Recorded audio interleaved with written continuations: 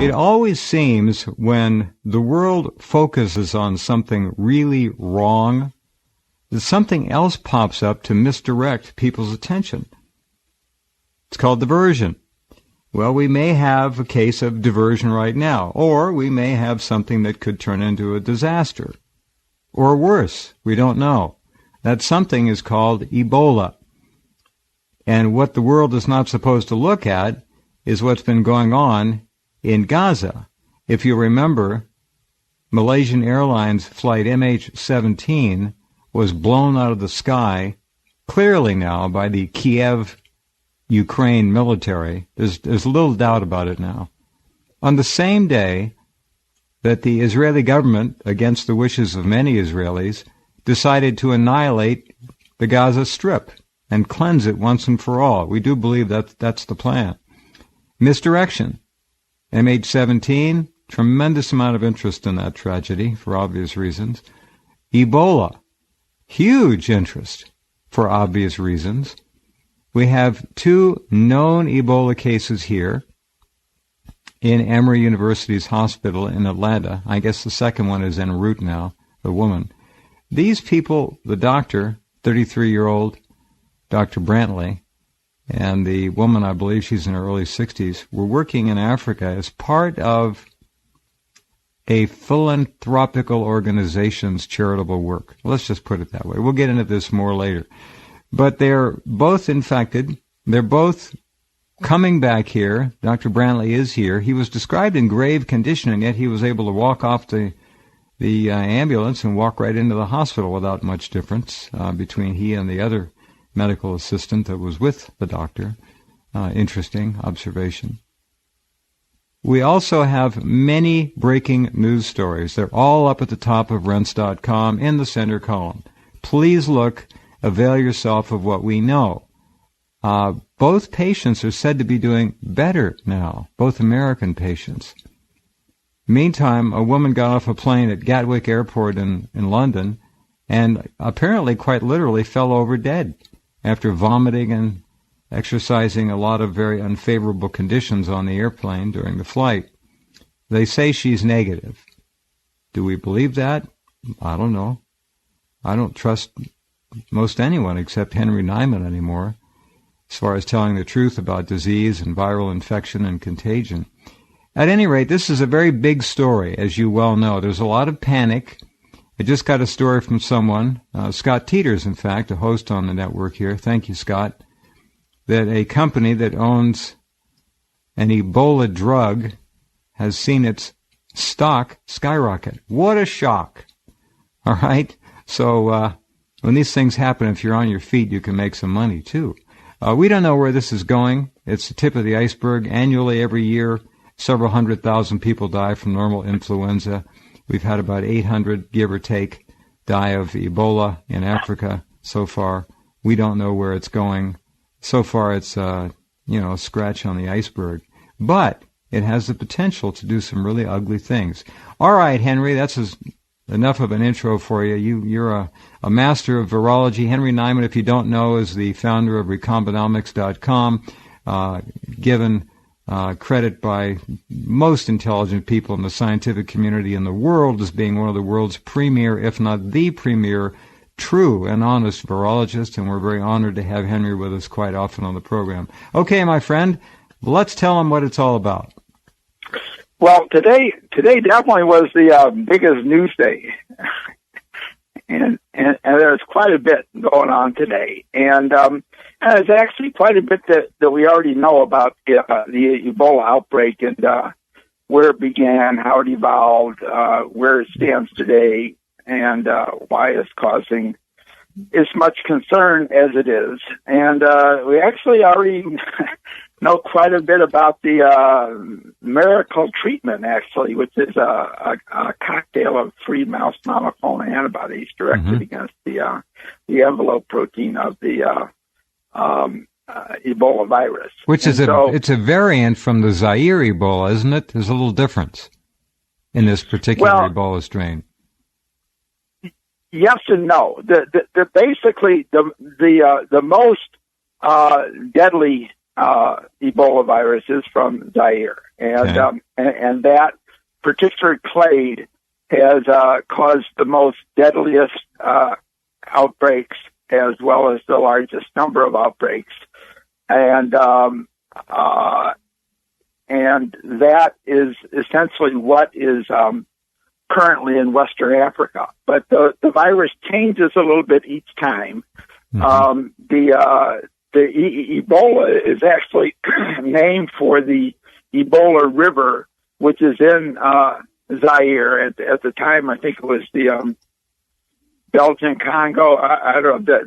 It's the Democratic Republic. Well, of Congo they change now. Names over there. Right. Often, You know, of the two Congos, it's the big one. And in any event, okay. the virus was named after the river, and the first outbreak was actually in 1976. And prior to this outbreak, that one produced the most number of deaths. And then 19 years later, in 1995, there was another big outbreak, also in Zaire, and that one produced the second highest number of fatalities. And then the current outbreak easily eclipsed both of them combined.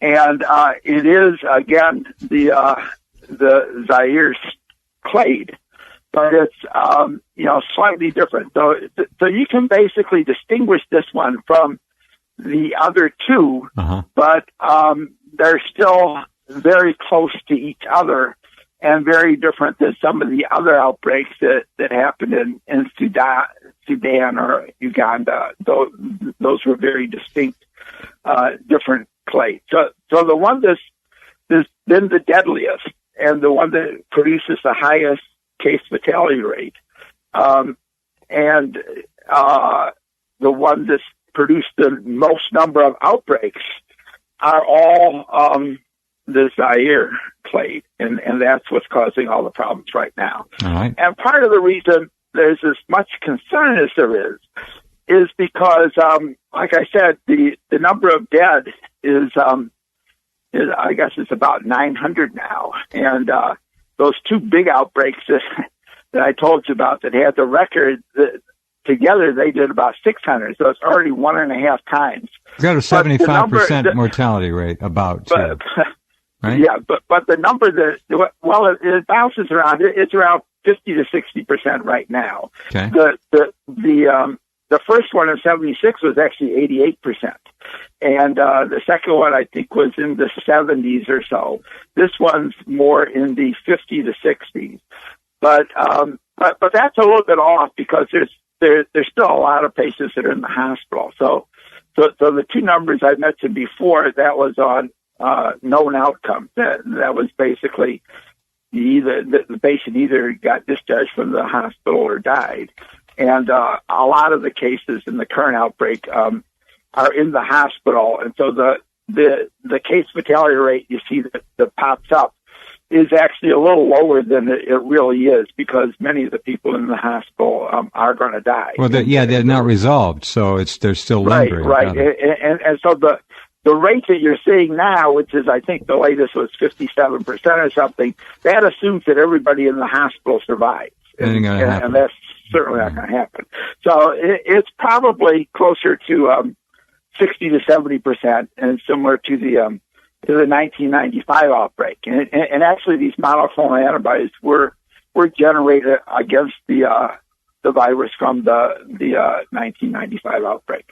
But basically, the timing of this is pretty straightforward. There was a paper that came out in the New England Journal of Medicine on April 16th, and that pretty much described the initial cases, which at that time, most of the information they had, or at least most of the samples they collected, were from Guinea. And Guinea was really the start. And most people don't realize this, but the initial case was actually in December of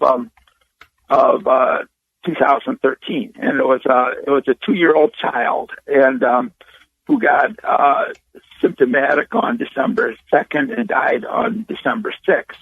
And then many family members, his sister, his mother, his grandmother, the nurse, the village midwife, all ended up dying in that village, which was Gukadu, which was really in the southern part of Guinea, and then the numbers started to go up, and it was really a healthcare worker that seemed to really spread it to 3 other locations that were also in Guinea. And all of these locations were just across the border from both Sierra Leone as well as Liberia.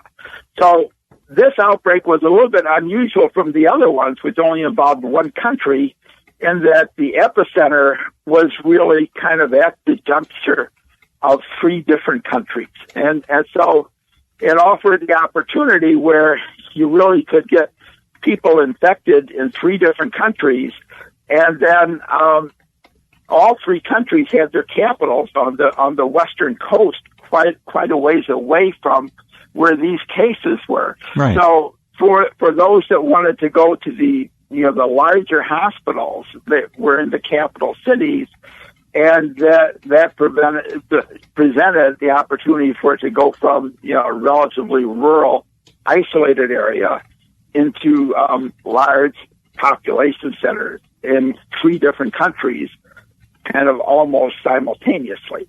So the paper went through some detail. It had collected samples from 15 of the cases, and by the time they started collecting the samples, those early cases had died, and they were really focusing on cases in mid-March. And they took samples from, I think there were 16 cases. They got samples from 15, I think. 14 out of the 16 died. So it had a very high case fatality rate. They collected samples from, they were able to isolate the virus from 3 of the patients, including the 2 survivors, as well as a fatal case. And they were all in mid-March.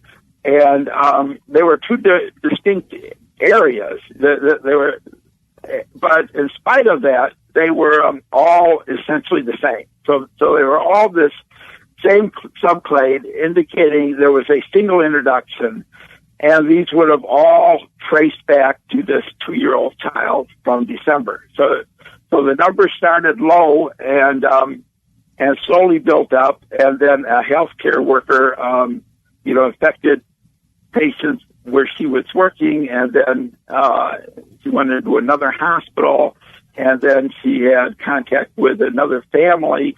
And so it kind of spread to like 4 different villages as a result of that one person. And then it started to, make the news more, because you really had multiple locations in Guinea, but then you had cases in Liberia as well as Sierra Leone. So that is probably one of the main reasons that things got so large as far as the number of cases are concerned, is that you really had 3 different outbreaks, if you will, going at the same time. They all were very close to each other geographically, but they were actually in 3 different countries. And so you started with those 3 sequences that came out that showed that they were all very similar. And then recently, just in the last couple of weeks, 14 more sequences came out of Sierra Leone, and these were done by a group at Harvard and MIT, and they released those sequences a couple of weeks ago. And a comparison of those sequences to each other, they were actually all collected on June 1st. And all 14 of these sequences were virtually identical to each other, and they had shown a little bit of evolutionary drift away from the ones that were collected in March.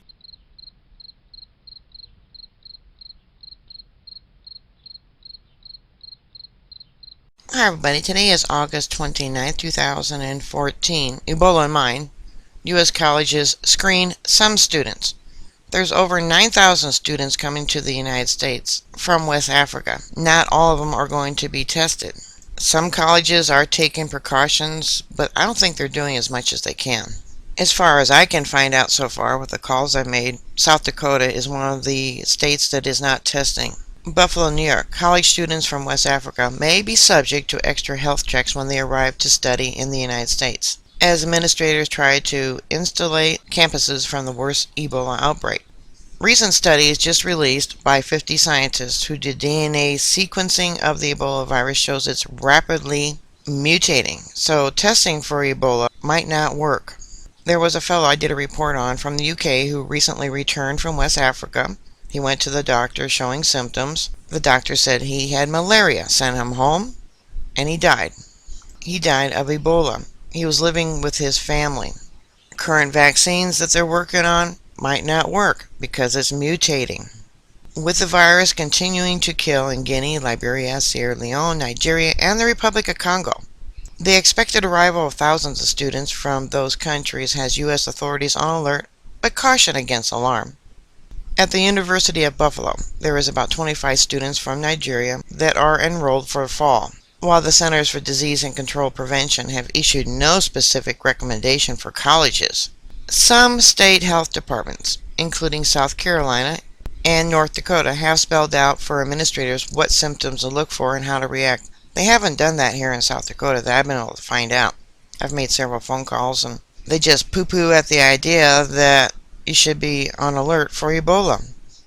Elsewhere, universities are drafting their own precaution plans against the often fatal hemorrhagic fever, which has a 50% death rate at least. The symptoms are weakness, vomiting, diarrhea, internal bleeding, and sometimes bleeding from the nose and ears. The American College Health Association recommends its members update emergency plans. They're not doing this. At least not all of them are. Find out where patients have traveled and use isolation exam rooms when available. I got a message today from a woman in Indiana. I've called Indiana. There was a patient who just returned from Africa with Ebola symptoms, and she said they used the same blood pressure cuff on that person as they did with the rest of the patients. Now, Ebola can live on surfaces for 3 months. I called Indiana, and they haven't been able to confirm if they have a patient there that's being tested. It might be too early for them, the Department of Health in Indiana, to get the information. Several colleges, but not all, are checking the temperatures of students arriving from affected countries and continuing to monitor for fever until any risk of contagion has passed. South Dakota universities have no plan. And you wonder about the stupidity of people. Out of sight, out of mind. I don't see this as a huge threat on college campuses, said Dr. Susan Evans, student health director at the University of Missouri, Columbia, and a member of the ACHA. But it makes sense when you're communicating with other students to ask a question or two. U.S. universities count 9,728 active students from Nigeria, 204 from Liberia, 169 from Sierra Leone, and 95 students from Guinea, according to federal government. The odds they could bring Ebola to campus seems too small to worry about, Laura Washburn, a senior at Tufts University outside of Boston, said. It's not like I'm not going to go to class because someone has been to Africa, she said. I mean, it's hard to say how paranoid we should be about it, but I feel safe at Tufts. The roughly 30 Nigerian students expected at the University of Illinois will be pulled aside for a temperature check and private Ebola discussion when they arrive at the Health Center for Mandatory Immunization Paperwork and Tuberculosis Screening, said Dr. Robert Plankus, the center's director. The plans have been reassuring to the handful of parents who have called wondering whether their child's placement with a West African roommate should give them reason to worry, he said. Parents are comforted to know that there is a screening process, that we are alert for it, that we are prepared for it, Plankin has said, and that we're doing everything we can do without infringing on the rights of anybody to make sure their son or daughter is going to have the lowest risk possible. Similar screenings are planned at the University in Buffalo, Mercer University in Georgia, Liberty University in Lynchburg, Virginia, and the University of Akron, Ohio, the campus said. Mogus Uganzai arrived from Lagos, Nigeria, a little over 2 weeks ago to study in Akron. The 31-year-old graduate student said he spent a few minutes filling out a questionnaire and was given a disposable thermometer to monitor himself for a fever for a couple of weeks, something he doesn't mind doing even though he is certain he hasn't been exposed to Ebola. I would expect that. It's a very logical thing to do, he said of the screening, which, though voluntary, is encouraged. Alma Olsen, director of the Student Health Services at the university, said students are being asked to keep tabs on their temperature for up to 21 days, the length of time it can take for symptoms of Ebola to appear following exposure. At the end of the 21-day period, they'll come back and we'll check them and send them on their way, Olsen said. The CDC requires that any potential Ebola patient is isolated and public health professionals notified. There is such a low-level worry because Ebola doesn't spread easily, she said, but we really have to be on top of any communicable diseases. Universities in the United Kingdom also are on alert with the expected arrival of thousands of Nigerian students there. Universities UK, which represents universities, has circulated guidance from Public Health England, advising administrators on how to recognize and react to possible cases. I just got off the telephone with the president of Lake Area Tech College. He says they don't have any students enrolled from any of the West African countries, but he wasn't concerned because he said that the CDC has border patrol inspection stations set up there at the airports to monitor the people coming in from those countries, which we know is not true. Alright, put your thoughts and comments down below. Bookmark my site. I'll keep you up to date. Please stay safe, and I'll talk to you later. God bless you. Bye.